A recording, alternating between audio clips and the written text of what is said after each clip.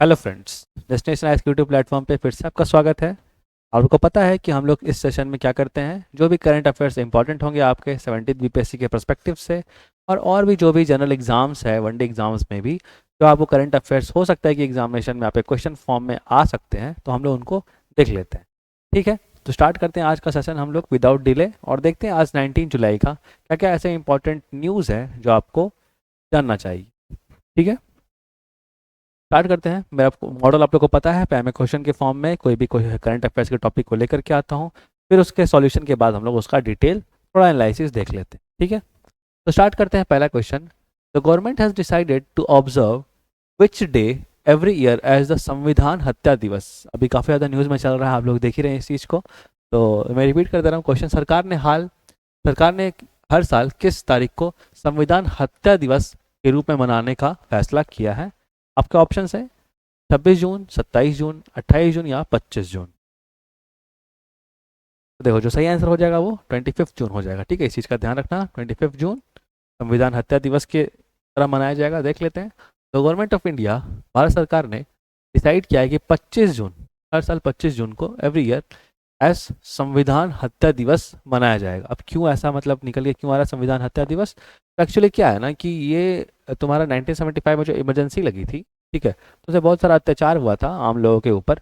उसी को एक तरह से रिमेम्बरेंस के तौर पे याद रखने के लिए गवर्नमेंट ऐसा काम कर रही है।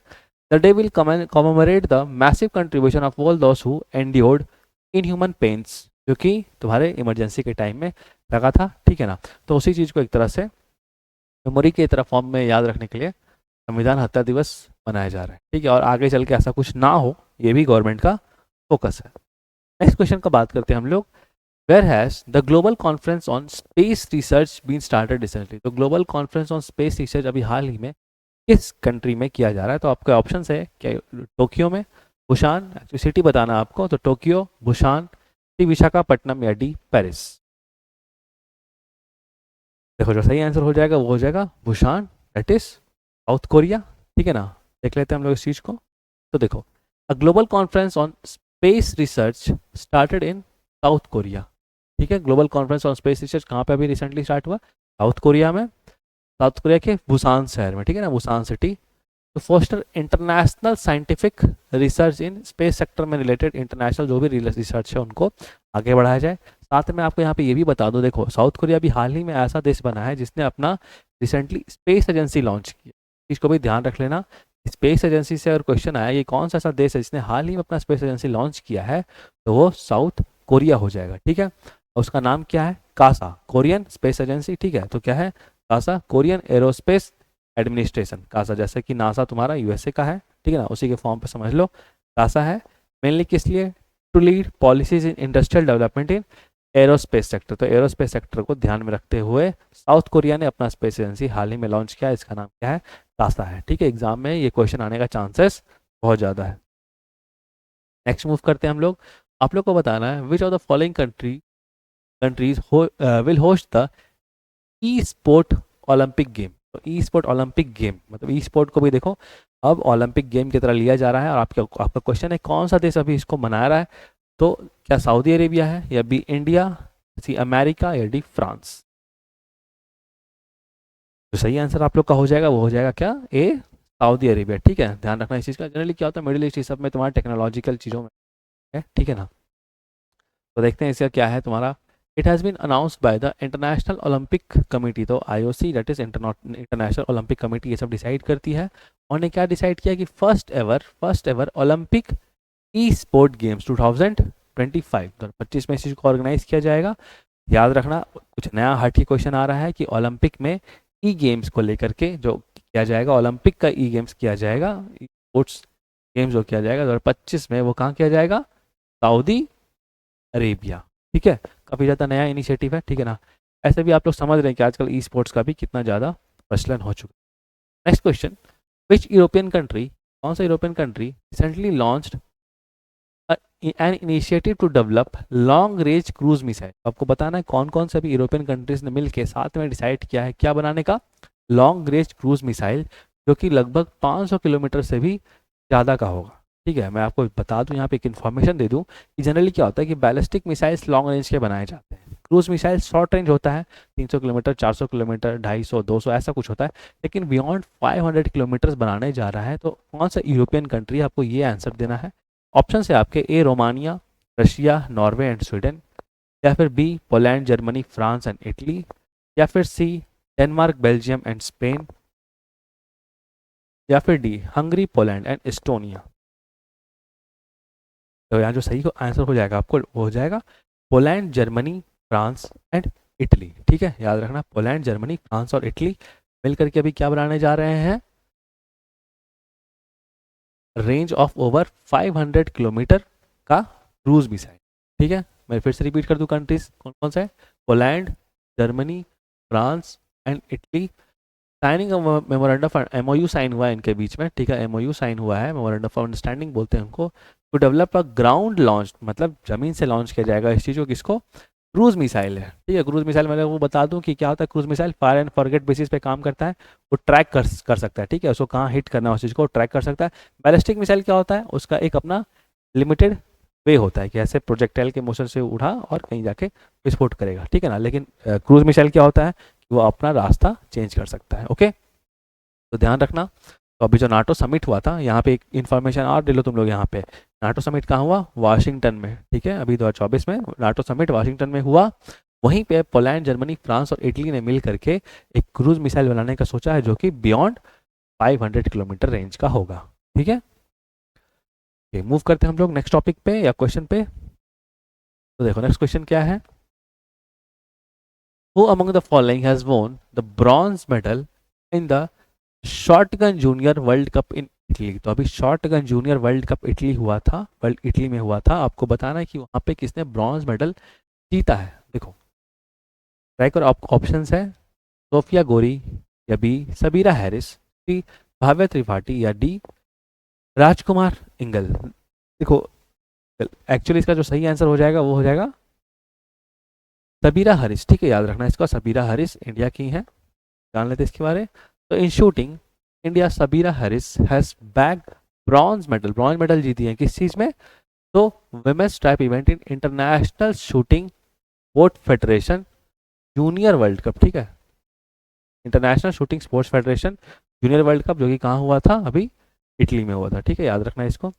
Sabira got 29 out of 40 targets, मतलब 40 टारगेट में सबीरा ने लगभग 29 टारगेट्स को, मतलब 29 टारगेट्स को हिट किया और ब्रॉन्ज मेडल जीता है। ठीक है, आगे मूव करते हैं नेक्स्ट क्वेश्चन पे। तो आपको बताना है which of the following countries will host the second edition of Asia Pacific aviation conference. ठीक है, तो एशिया पैसिफिक एविएशन कॉन्फ्रेंस, अभी एशिया प्रशांत विमान सम्मेलन का दूसरा संस्करण की मेजबानी कौन करेगा। ठीक है, आपके ऑप्शंस है A India, B Thailand, C Japan, या डी सिंगापुर। तो देखो इसका जो सही आंसर हो जाएगा वो इंडिया ही मेजबानी कर रहा है, इसलिए हम लोग ये सब करंट अफेयर्स के थ्रू आप लोग को ये सब कवर करवा देते हैं। क्या होता है कि इंडिया में अगर इस तरह के कुछ ऑर्गेनाइजेशंस पार्टिसिपेट होते हैं तो क्या होता है कि वो इम्पॉर्टेंट हो जाता है, आपके क्वेश्चंस में आने का चांसेस बढ़ जाता है। ठीक है, अगर कोई भी इंटरनेशनल इवेंट इस तरह से इंडिया में कराया जाए तो। अभी इंडिया में क्या कराया जा रहा है, second edition of Asia Pacific aviation conference. ठीक है, और देख लेते हैं इसके बारे में। India has been selected to host the second edition of Asia Pacific aviation conference. ठीक है, अब ये जनरली क्या होता है कि सिविल एविएशन जो होता है, उड़ान जो चीज़ होती है कि जो जनरल फ्लाइट्स होते हैं, कमर्शियल फ्लाइट्स होते हैं, इन सब चीज़ों को सही से किस तरह से किया जाए, इन सब में कोई प्रॉब्लम्स ना हो, ठीक है ना, एयरपोर्ट का मेंटेनेंस हो, ये सब चीज़ को ध्यान में रखते हुए आपका ये सब एविएशन सेक्टर इस पर ध्यान देता है। जनरली मिनिस्ट्री ऑफ एविएशन इसमें पार्टिसिपेट करता है और कोशिश करता है कि एविएशन इंडस्ट्री अच्छे से काम करे। ओके, तो ये आपका सितंबर 11-12 अभी टाइम है इस चीज़ को होने में, बट याद रखना ये इंडिया में इस बार होने वाला है Asia Pacific aviation conference. Okay, move करते हैं अगले क्वेश्चन पे। तो who is the first transgender person to be appointed as police sub inspector by Bihar government. आपको बताना है बिहार गवर्नमेंट ने अभी हाल ही में सबसे पहले ट्रांसजेंडर पर्सन इसको अपॉइंट किया है एज अ सब इंस्पेक्टर। ठीक है, आपके ऑप्शंस है ए मानवी बंदोपाध्याय, बी मानवी मधु कश्यप, सी ज्योतिया मंडल, या डी पृथिका यास्मीन। ये देखो आपके 17th बीपीएससी के पर्सपेक्टिव से काफ़ी ज़्यादा इंपॉर्टेंट हो जाएगा ये क्वेश्चन, ठीक है ना। तो ध्यान रखना, आंसर हो जाएगा मानवी मधु कश्यप जी को अभी हाल ही में फर्स्ट ट्रांसजेंडर है जिन्हें अभी क्या बनाया गया है, पुलिस सब इंस्पेक्टर बनाया गया। ओके, तो ये ध्यान रखना, एग्जाम से क्वेश्चन है तो गलती मत करना। For the first time in the state the Bihar government has appointed transgender person मानवी मधु Kashyap as a sub inspector of police. ठीक है, तो वेरी इंपॉर्टेंट न्यूज़ है ये, कहीं ना कहीं ट्रांसजेंडर लोग के लिए भी एक लाइफ में एक अच्छा कुछ करने के लिए बहुत बढ़िया ऑप्शंस क्रिएट किया जा रहा है। हम लोग समाज में हर लोगों को एक साथ लाने का इससे मुहिम, इस तरह क्या होता है कि हम लोग एक मैसेज देते हैं कि हम लोग सब कुछ कोई बराबर है। ठीक है, नाम याद रखना, मानवी मधु कश्यप जी को, जो कि फर्स्ट ट्रांसजेंडर है, उन्हें पहली बार बिहार गवर्नमेंट ने सब इंस्पेक्टर का पोस्ट। ओके, आगे मूव करते हैं। Recently which research institute has been launched the one scientist one product program. तो अभी कौन सा रिसर्च इंस्टीट्यूट है जिसने one scientist one product program launch किया है? आपके ऑप्शंस है, क्या है वो इंडियन काउंसिल ऑफ रिसर्च है, एग्रीकल्चर रिसर्च है, या फिर Indian institute of scientific education and research है, या फिर C national institute of biomedical genomics, या फिर D institute of economic growth. क्या लग रहा है आपको, क्या आंसर होना चाहिए? हाँ बेसिक है, देखो answer is Indian council of agriculture research. ठीक है, तो Indian council of agriculture research ने क्या लॉन्च किया है अभी, देख लेते हैं इस चीज़ को हम लोग। रिसेंटली तो Indian council of agriculture research ICAR launched its one scientist one product programme. ठीक है, ऑन जुलाई 16। ठीक है, enhancing the research in agriculture और एनिमल हस्बेंड्री। तुमको पता है कि Indian council of agriculture research generally क्या होता है कि एग्रीकल्चर या एनिमल हस्बेंड्री को के क्षेत्र में रिसर्च करता है। अब उससे क्या है कि उन लोगों को कम से कम एक साइंटिस्ट एक प्रोडक्ट जैसा कुछ इनिशिएटिव लेकर के आए ताकि कि एग्रीकल्चर फील्ड या लाइफ स्टॉक फील्ड में थोड़ा इंप्रूवमेंट है। ठीक है ना, और कहीं ना कहीं इकोनॉमिक लेवल पे भी ये यूज़ हो सकता है। ठीक है, कोई प्रोडक्ट इस तरह का हो जो इकोनॉमिक स्केल पे काफ़ी डिमांड में हो। ठीक है ना, तो ये हो गया आपका Indian council of agriculture research ने इस चीज़ को लॉन्च किया है, वन साइंटिस्ट वन प्रोडक्ट। ठीक है, next question, which state has been ranked first in sustainable development goal index 2023-24 by release by NITI Aayog. तो नीति आयोग क्या है कि हर साल sustainable development goal index release करती है। ठीक है, तो आपको बताना है कि इस बार सस्टेनेबल डेवलपमेंट गोल इंडेक्स जो कि नीति आयोग के द्वारा रिलीज किया गया है, तो उसमें फर्स्ट स्टेट कौन सा आया है? आपके ऑप्शन है, ए उत्तर प्रदेश, बी उत्तराखंड, सी हरियाणा, या डी वेस्ट बंगाल। और ये क्वेश्चन आपके प्रीवियस क्लास में कराया जा चुका है। इसी तरह के और भी क्वेश्चन है जो कि इंपॉर्टेंट है आपके 17th BPSC में। अगर आपको नहीं पता है तो काइंडली आप प्रीवियस वीडियो जरूर देखें। ठीक है, और अगर आपको पता है तो इसका आंसर जरूर कमेंट बॉक्स में कमेंट करें। ठीक है, मूव करते हैं हम लोग। तो ये आज के कुछ शॉर्ट एंड क्लिप्स वीडियो थे। हम लोग कोशिश करते हैं कि बहुत कम समय में आपको कुछ कुछ इन्फॉर्मेशन डेली दिया जाए ताकि at the end of the week आप या फिर at the end of the month आपके पास बहुत ज़्यादा कंटेंट हो जाए, जैसे कि आपको 17th BPSC को के करंट अफेयर्स को सॉल्व करने में आसानी मिले। ठीक है, अगर वीडियो अच्छा लगा तो प्लीज़ इसको लाइक करें, डेस्टिनेशन आइस के चैनल को ज़रूर सब्सक्राइब करें और अपने 17th BPSC की तैयारी को और ज़ोर शोर से मिलते हैं इसी तरह के वीडियो में जल्द ही। तब तक के लिए thank you so much and take care.